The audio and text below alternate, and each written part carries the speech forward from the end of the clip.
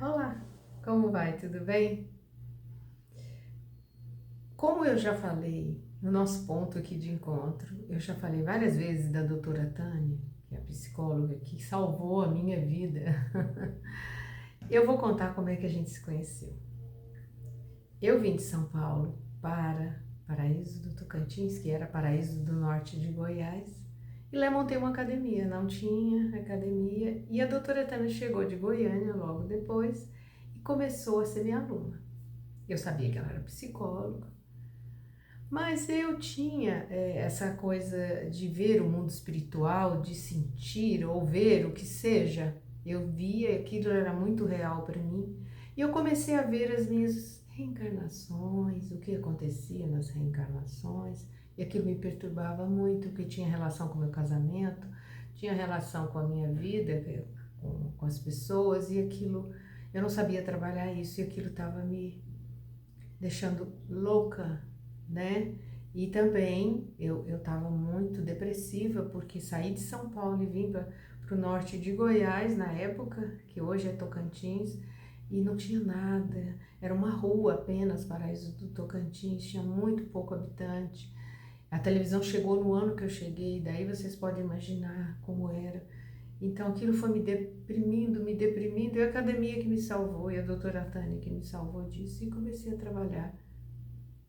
E comecei a me sentir muito mal. Um dia eu tive coragem, eu tinha vergonha de falar sobre isso naquela época, há 40 anos atrás, não se falava sobre espírito, ou sobre reencarnação, ou sobre o que você sente em relação a isso, o que é antepassado, o que era, porque a reencarnação para muitos não existe, mas para outros existe.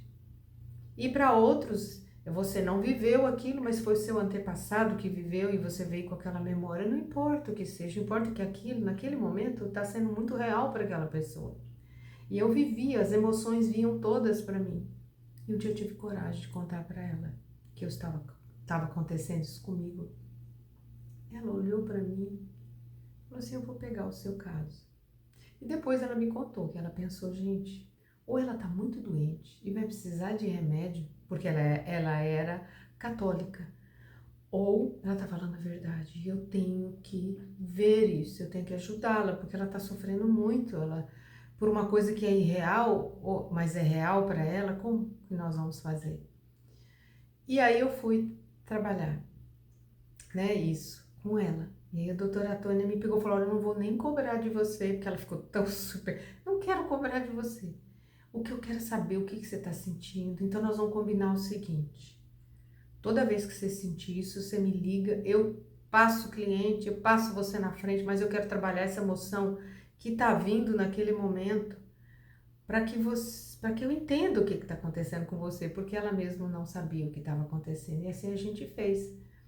Eu tinha visões, eu saía do meu corpo, eu voltava. Quando eu voltava desesperada e ligava para ela: vou te atender agora. Ligava para fulano, atendia depois da minha sessão, trocava, e assim ela foi. Nós fomos trabalhando. Ela falou assim: eu vou trabalhar como se você fosse, não que você foi.